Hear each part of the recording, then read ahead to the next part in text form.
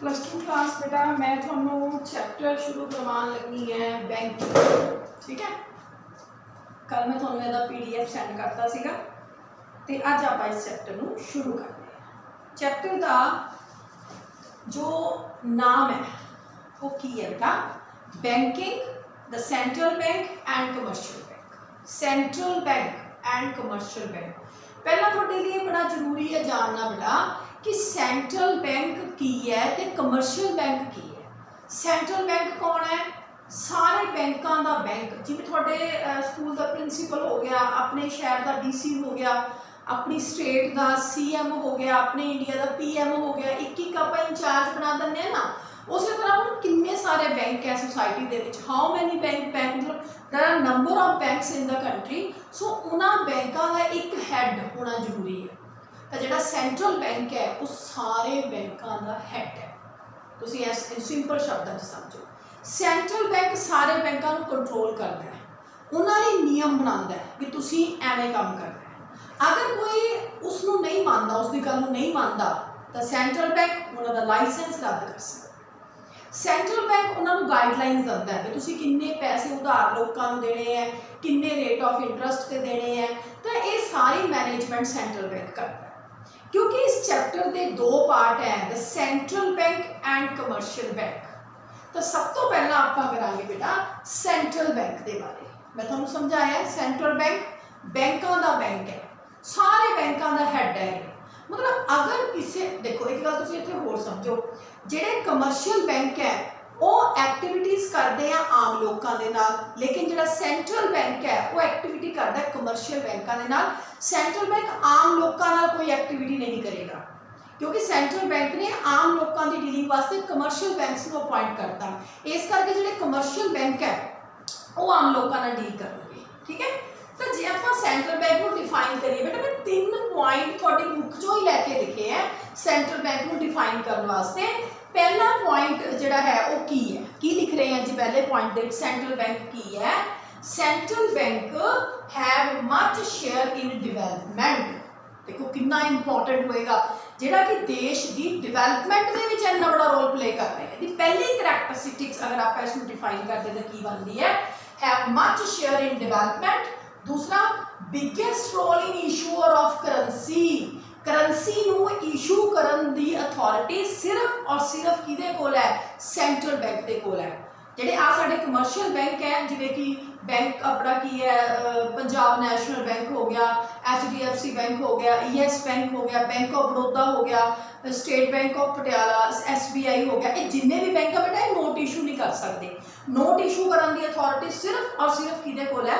Central bank दे कोल है। तो central bank biggest role in issuer of currency, इहदा करंसी नू इशू करन च बहुत बड़ा रोल हुंदा है। So bank to the government है बेटा, ये सरकार का बैंक है, सरकार लिए काम करता है।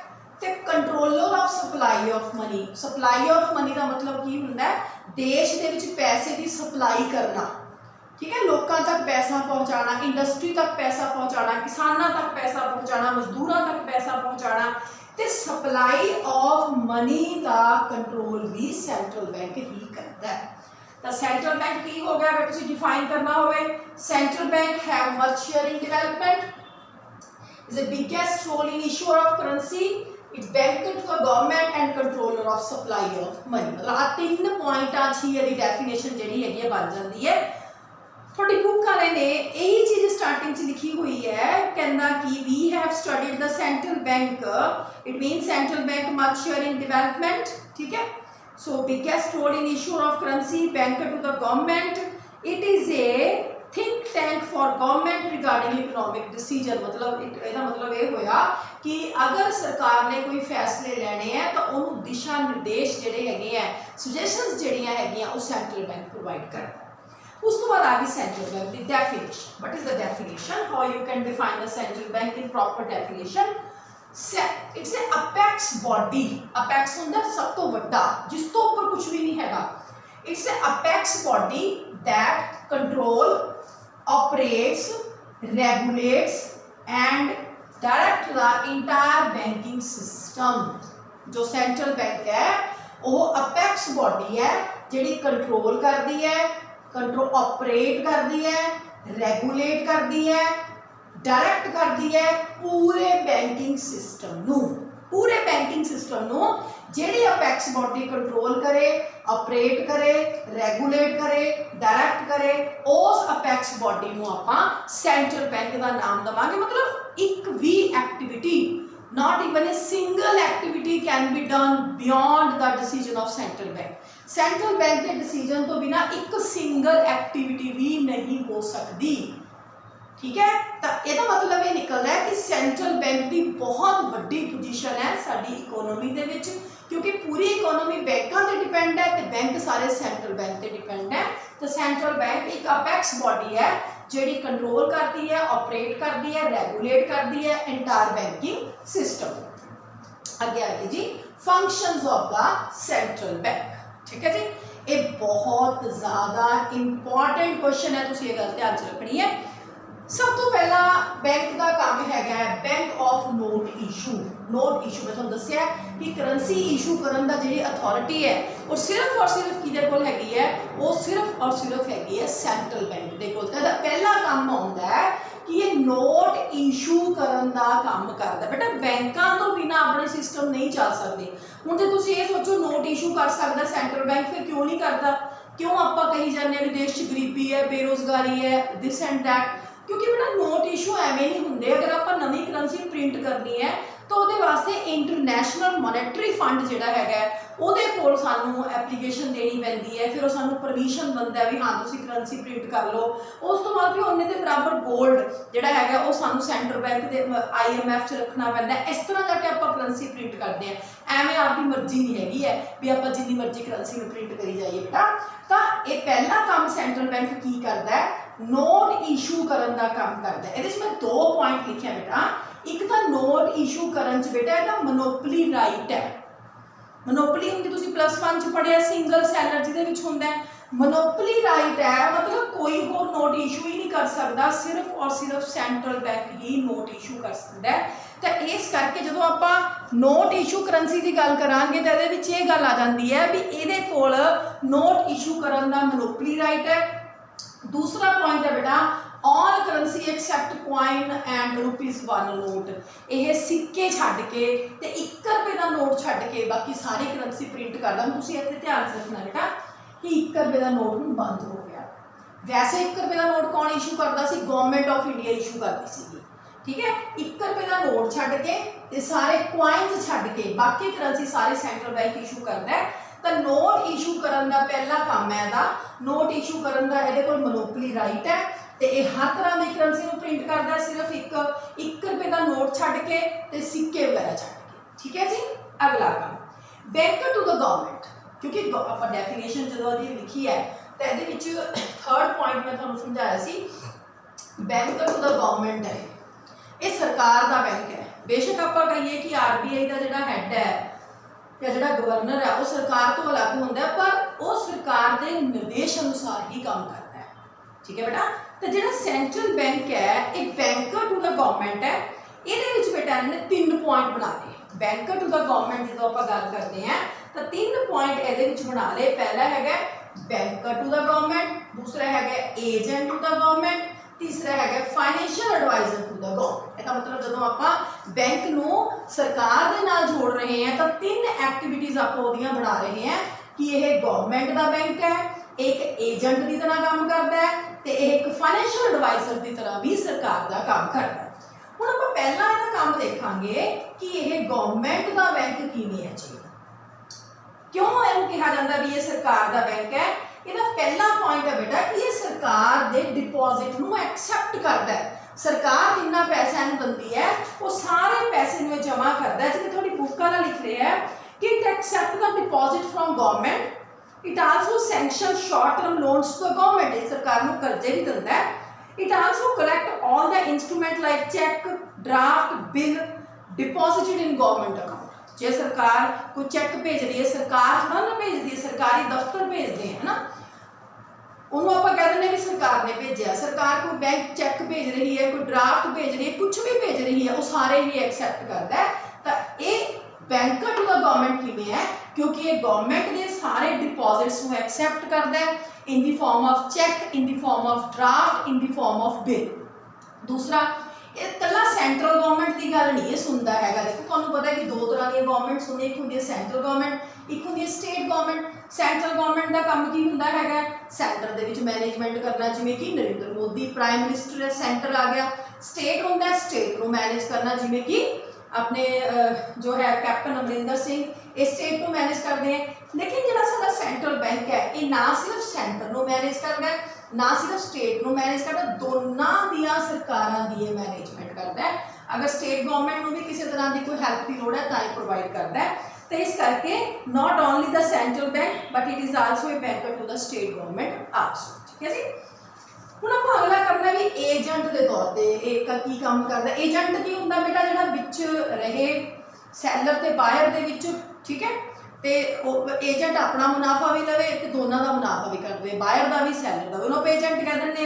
हुण एजेंट के तौर पर काम करता है, मतलब ये कलैक्ट टैक्स, हर तरह के टैक्स को कलैक्ट करता है। दो तरह के टैक्स होंगे, एक डायरैक्ट टैक्स होंगे बेटा, एक इनडायरैक्ट टैक्स होंगे। डायरैक्ट टैक्स होंगे जिहड़ा जिस बंदे ते लग्या वही उसकी पेमेंट करूगा। इनडायरैक्ट टैक्स होंगे जिहड़ा लग्या किसी होर ते पेमेंट उसकी कोई होर करूगा। अगर आप डायरैक्ट टैक्स की एग्जाम्पल लीए तो इनकम टैक्स आ गया। अगर आप इनडायरैक्ट टैक्स की एग्जाम्पल कर लीए तो GST जो तुम प्रॉपर कर रहे हैं, अकाउंट्स भी कर रहे हैं, गुड्स एंड सर्विस टैक्स। तो सेंट्रल बैंक जो है वो टैक्स कलैक्ट करता है तो लोन्स प्रोवाइड करता है गवर्नमेंट को। यही थोड़ी बुक वाले ने पहले लिखा हुआ है कि it act as agent to the government, it collect direct and indirect taxes. If government needs it raise money in shape of loans. ये लोन देता है तो टैक्स कलैक्ट करके एजेंट की तरह सरकार का काम करता है। इस तो बाद आगे फाइनैशियल एडवाइजर, एक गवर्नमेंट का फाइनैशियल एडवाइजर भी है। पैसे संबंधी अगर गवर्नमेंट में कोई सलाह मशवरा चाहिए तो RBI का गवर्नर जोड़ा है उसकी मदद करता है। फाइनैशियल एडवाइजर के की एडवाइस दिता सरकार को, इकनॉमिक मैटर से सलाह दिता है बेटा, पैसे रिलेटेड, फाइनैशियल मैटर, मोनेटरी जोड़े है मैटर्स उन्होंने लैके ये सलाह दिता है। अगर कोई मोनेटरी मैटर है या कोई फाइनैशियल मैटर है या कोई इकनॉमिक मैटर्स है, उन्होंने लैके ये हर तरह का सलाह मशवरा गवर्नमेंट को दिता है। इस तो इलावा थोड़ी बुक भी लिखती है, it is apex body various movement of the economy. So central banks main task is to give advice to government. इसका मेन काम की है सरकार को सलाह देना regarding economic, financial, monetary and fiscal movements. मतलब फिस्कल मूवमेंट हो, फिस्कल मतलब पैसे ना रिलेटेड, मोनेटरी पैसे ना रिलेटेड, फाइनैशियल पैसे ना रिलेटेड, नाम अलग अलग है, फाइनैशियल, मोनेटरी, फिस्कल। हर तरह के मैटर को लैके अगर किसी तरह का सलाह मशवरा चाहिए तो वो वास्ते सलाह सेंट्रल बैंक गवर्नमेंट को दिता है। इस तो इलावा जो डेफिसिट फाइनेंसिंग करनी है, मतलब नवी करंसी, डेफिसिट फाइनेंसिंग का मतलब होता है नवी करंसी को प्रिंट करना। तुसीं ये गल ध्यान नाल सुन लो, डेफिसिट फाइनेंसिंग का मतलब होता है नवी करंसी प्रिंट करना। ये काम भी सेंट्रल गवर्नमेंट करता है। फॉरन एक्सचेंज, फॉरन नाल आपां एक्सचेंज करते हैं, जिवें आपां 70 रुपये दे के $1 लैने, क्योंकि $1 की कीमत 70 रुपये के बराबर है। 70 रुपये दे के आपां $1 लिया तो यह फॉरन एक्सचेंज करता है। इस तो इलावा जो फॉरन ट्रेड पॉलिसी बनानी है वो भी सरकार की ये मदद करता है। तो फाइनैशियल एडवाइजर के तौर पर ये economic, financial, monetary matters help करता है, डेफिसिट फाइनेंसिंग हेल्प करता है, फॉरन एक्सचेंज हेल्प करता है, तो फॉरन ट्रेड पॉलिसी जिसे आप इंपोर्ट एक्सपोर्ट करते हैं उन्होंने समझने च भी ये सानू मदद करता है। कुल मिला के बैंकर टू द गवर्नमेंट के बैंकर टू द गवर्नमेंट भी है, एजेंट टू द गवर्नमेंट भी है, financial adviser to the government भी है। अगला आ गया जी banker, bank of bankers bank. मैं तो स्टार्टिंग से दसिया है कि बैंकों का बैंक है, मतलब सारे बैंकों का हैड है। तो जो कोई बैंकर्स बैंक की गल करनी है बेटा तो ये दो तरह के पॉइंट निकल के सामने आते हैं। एक तो ये सारे बैंकों का हैड है, हैड मतलब इंचार्ज, यदि मर्जी तो बिना कोई बैंक एक्टिविटी नहीं कर सकता। एक chief custodian of the cash reserves है। चीफ मतलब head, custodian of the cash reserve, हर तरह का कैश है देखो पे है। अगर किसी को कितों कर्जा नहीं मिलिया तो RBI जरूर मिल जाएगा।